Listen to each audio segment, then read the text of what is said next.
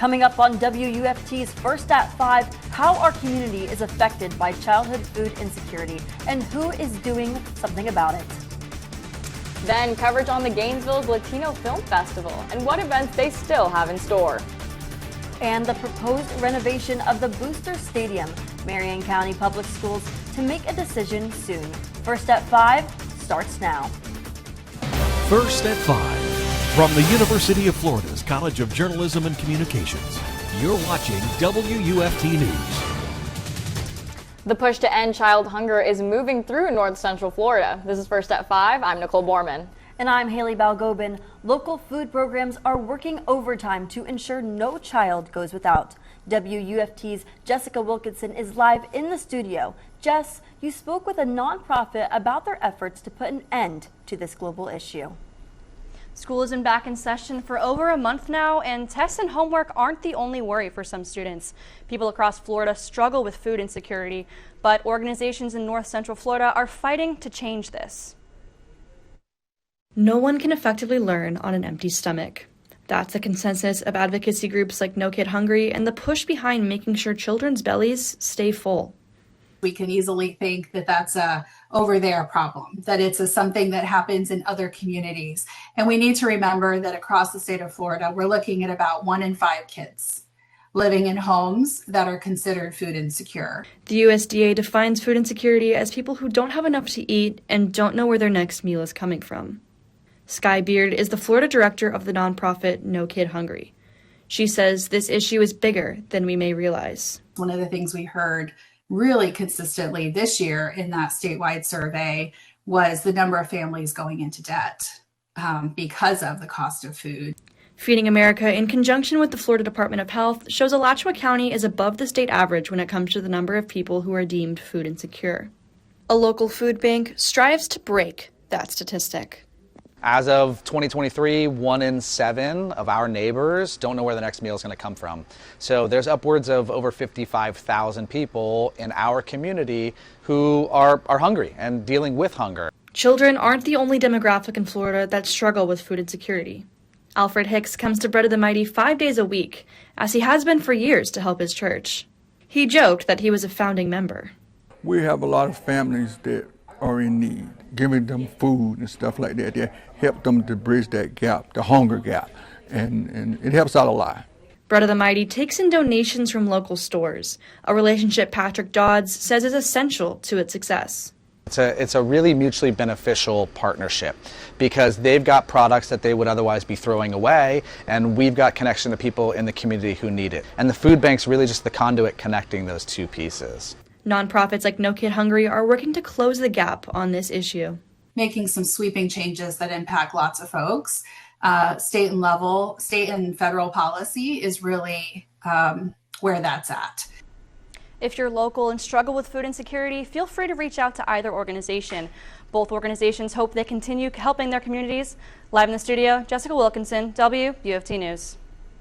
Former law professor of the University of Florida has lost his emeritus status following comments online. Jeffrey Harrison went to Facebook to comment on Charlie Kirk's assassination. He said that he did not wish for Kirk to die, although he reserved that wish for President Donald Trump. The University of Florida issued a statement saying they rescinded Harrison's emeritus status, which grants retired faculty members park privileges, use of facilities, admission to athletic events, and more. Fall officially starts on Monday, but it is definitely not feeling like it. UF forecaster Aiden Wacksman is here to tell us when we expect this hot weather to go away. Fall's coming, but doesn't really feel like it. These are summer-like temperatures we're looking at. 92 degrees here in Gainesville at the airport. Most of us staying in those high 80s, some of us even getting into those low 90s as well. So it is dry heat, but still pretty hot out there. Some of us are actually seeing some showers and storms right now. You take a look, parts of Lafayette County, Gilchrist County, and Suwannee County seeing some of these showers right now. Nothing widespread, so most of us won't be seeing showers tonight, but if you are happening to drive in this area in the next 30 minutes or so, you might encounter some rain over there. Now, looking over to the tropics, you can see there is a 20% chance of development in this zone over the next week from an African tropical wave, and we might see that develop over the next week, but still very early. Coming up, I'll have a look at your game day forecast and what you can expect in the tropics. Ocala's historic Booster Stadium could get a $20 million upgrade if district leaders approve the proposal. Home to Vanguard High School, Booster Stadium would have a complete makeover of its facilities. The proposal includes an overhaul of restrooms, locker rooms, concession stands, turf, and more. According to the proposal, funding for the project would be made through donations. The future stadium would have a seating capacity of 10,000. An Ocala man will spend the rest of his life in prison for the murder of his husband. A jury found Herbert Swilly guilty of killing his husband, Timothy Smith, in March of 2023. Prosecutors say the victim was a prominent member of Ocala's business community. Swilly drugged and strangled him in their home and then staged a crime scene at their apartment. Before Smith was murdered, he was planning to leave Swilly and take a job in DeLand. A drug dealer is facing 20 years in prison after being found guilty of drug trafficking, drug possession, and unlawful use of a device. 40-year-old Cody Allen McGuigan was arrested back in February of 2024 after an investigation with the Marion County Unified Drug Enforcement Task Force. Deputies were given a tip and were able to arrest him during a traffic stop where they found a cereal box full of drugs. His sentencing date has not been set. Ocala police are asking for the public's help identifying the person on your screen. Investigators say on August 24th, the suspect allegedly stole multiple items from Interfaith Thrift Store, a store on Interfaith Thrift Shop, a store on North Pine Avenue. If you have any information about the theft, you're asked to call the Ocala Police Department. You could be eligible for a cash reward. Deputies in Marion County have arrested a man they say tried to scam thousands from an elderly man. Deputies arresting Jing Jiang Kai in the victim's front lawn while trying to pick up a box of cash he told him to withdraw from his bank. Investigators say he used an iPad to message the victim about the device being compromised and that he needed to pay $15,000 in cash and purchase $4,000 in gift cards. Coming up after the break.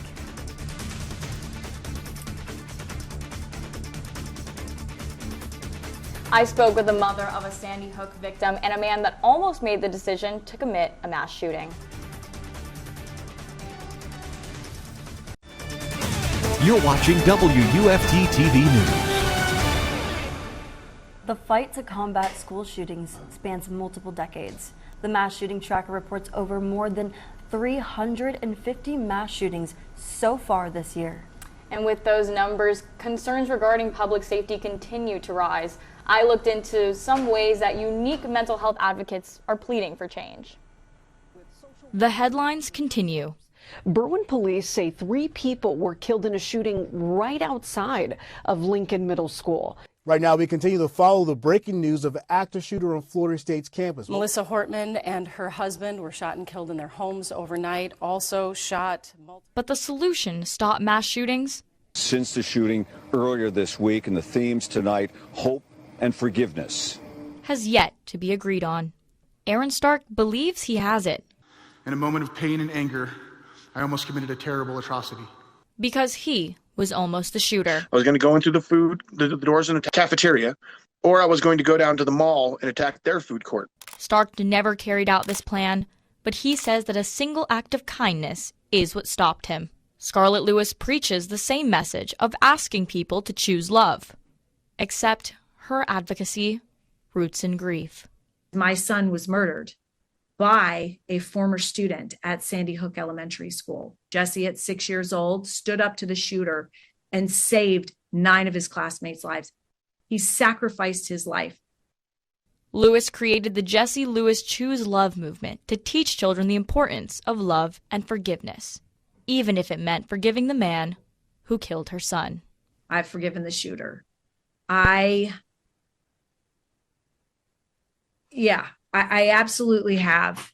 And the interesting thing about that forgiveness is that it frees me up for joy. Through their differences, they fight the same fight, spreading awareness on how powerful extending a helping hand can be. So far, the Jesse Lewis Choose Love movement has been established in over 16,000 schools across the world in hopes to spread kindness, one kid at a time. keeping a close eye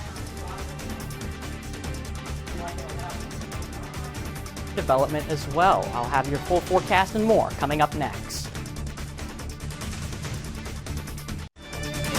You're watching WUFT-TV News. Leaders in Marion County are warning neighbors to watch out for scams targeting residents and contractors. Some residents are reporting fake invoices claiming to come from the Marion County Planning and Zoning Commission. The county reassures that these are not official documents. Those who have received these scams are advised to call Marion County Growth Services. The Gainesville Latino Film Festival is celebrating its 21st year, bringing cinema, culture, and community together. Organized by the Latina Women's League, the film festival features films across Latin America with events such as movie screenings, panel discussions, and cultural performances.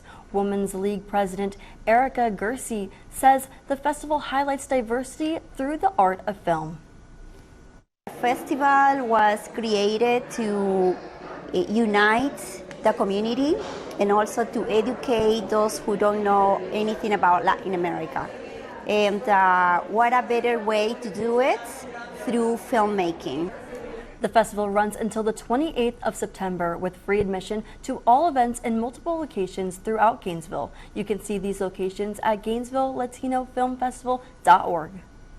The Latino Film Festival is one of the many things our Noticias WUFT team is covering on their show. Join them right here at noon every Sunday for stories directly impacting the Hispanic community in North Central Florida.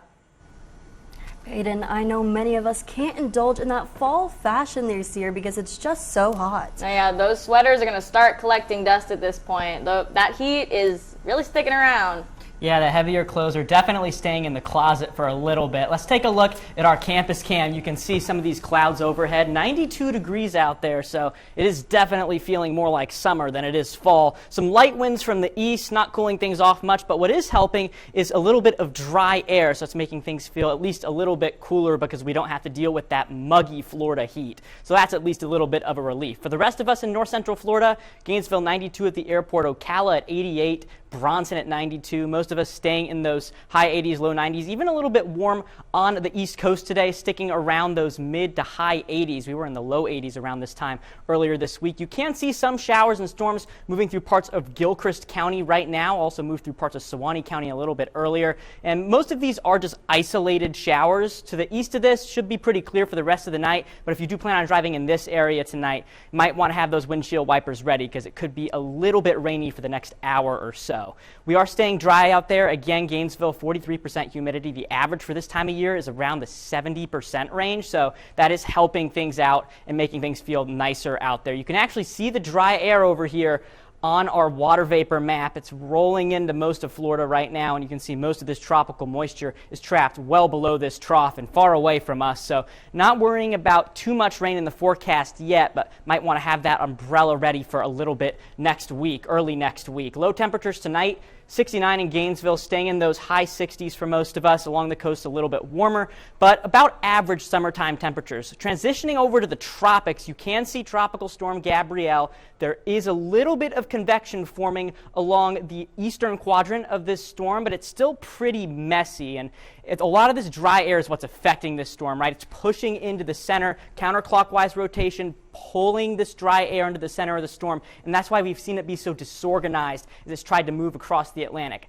Now, it could strengthen a little bit as it heads into the late weekend, early next week, when it escapes some of that dry air and reaches some warmer waters as well, but the most important thing is that it's staying very far off the coast, and at most we'll just see maybe some rip currents or some swells, otherwise steering clear of tropical activity. Pretty good news for this time of year considering we're around peak hurricane season. If you plan on heading to the game in Miami tomorrow evening, it's looking like it'll be pretty nice out there. Might want to watch out for a stray shower if you're heading to the game tomorrow.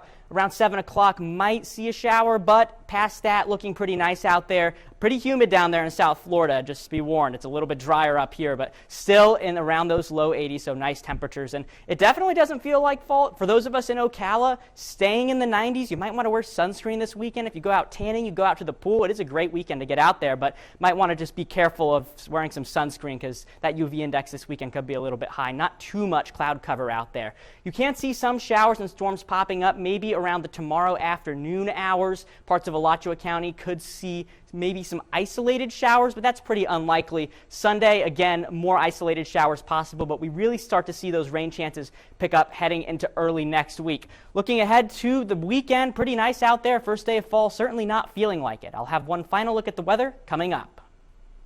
Coming up in sports, the Florida Gators head down to the 305 to take on a tough Miami squad. We hear from defensive back Jordyn on the team's defense and the offensive struggles. Buchholz High School is set to take on Richmond Hill, a team from just outside Savannah, Georgia. WFT's Kennedy Lerner will have more details. Stay tuned for that after the break. You're watching WUFT-TV News. Happy Friday, everyone. Welcome to sports. I'm Jordyn Banks. The 1-2 Florida Gators head down to Miami this weekend to face another in-state rival, the 3-0 Miami Hurricanes. Miami brings both a powerful offense and a tough defense led by veteran quarterback Carson Beck, who's no stranger to facing Florida after his time at Georgia. The Hurricanes hold the all-time edge in this rivalry, 30-27. For the Gators, head coach Billy Napier has 4-15 on the road, and Florida hasn't beaten Miami since 2019. Defensive back Jordyn Castell says the defense plans to keep its dominance rolling against the Hurricanes. We playing good ball right now, but we're just not finishing. That's what I think. Defense is playing good ball. Offense is getting right, catching up. But like we all believe in the offense, and they're gonna start doing what they're supposed to. Kickoff is set for 7:30, but pre-game coverage begins at 4:30 on WRUF. And don't miss Gator Game Day at 6 o'clock on the Sports at CJC YouTube channel. Staying on the football field, Buchholz High takes on Richmond Hill at Citizens Field. Richmond Hill traveled 3 hours to come tango with the Bobcats. Both teams come into this game with winning records. WUFT's Kennedy Lerner is live from where the battle on the gridiron will take place. Buchholz and Richmond Hill will face off here at Citizens Field at 7 p.m. Buchholz is looking good, rushing average of 188 yards per game. On the offensive passing, not so strong. Some may see this as a challenge, others as an opportunity to grow. Defensively, Richmond Hill is looking strong with 7 total interceptions on the season. This is offensively, they have not scored less than 38 points per game, 20 touchdowns on the season. That is 9 over the national average. Defensively for Buchholz, they are looking strong, but we'll see how their offense matches toward the Richmond Hill's defense. Live from Citizen Field, Kennedy Lerner, WUFT Sports. Other games to watch out for in the area. Gainesville High will be hitting the road as they travel down to face Forest High. The Hurricanes and the Wildcats have a shared record of 2-1. Meanwhile, Bradford will take on the East Side Rams in what should be a hard-fought matchup. Both teams should have a shared record of 3-1. Santa Fe High will hit the road to take on Fernandina Beach. Both teams entered this game with undefeated records, setting the stage for one of the biggest tests of the season thus far. As we hit the midway point of the football season, that means basketball season is right around the corner. The national champion Florida Gators start their quest to run it back on November 3rd when they face Arizona in Sin City, Las Vegas. Before they hit the road, the Gators will take a first-time walk down memory lane. For the first time in history, Gator basketball hosts a reunion tonight. Players from the past 7 decades will be in attendance, including Gator great Vernon Maxwell. Mad Max had his points stripped following an NCAA investigation in the late 1980s. Those points were given back to him this week, making him the program's all-time leading scorer. After leaving UF, Maxwell went on to win 2 NBA titles with the Houston Rockets. Heading into the weekend, several Gator teams will be in action. Men's golf is competing at the University of Illinois, while volleyball travels to Marquette today. Men's tennis will be in Tulsa, and women's tennis heads to Cary, North Carolina. Volleyball will also make a quick turnaround facing Wisconsin, and back here at home, Gator soccer hosts South Carolina at the Swamp. Kickoff is set for 4 p.m. Sunday. Well, we'll wrap it up with some sports. The FHSAA will meet this weekend to discuss the increase of total number of schools admitted to the rural classification, taking the number from 32 to 40 schools. Stick with us. Aiden has one final look at the weather after the break. Have some sunscreen ready for this weekend and an umbrella ready for early next week. Might see those rain chances pick up on the first day of fall. Thank you. We're back.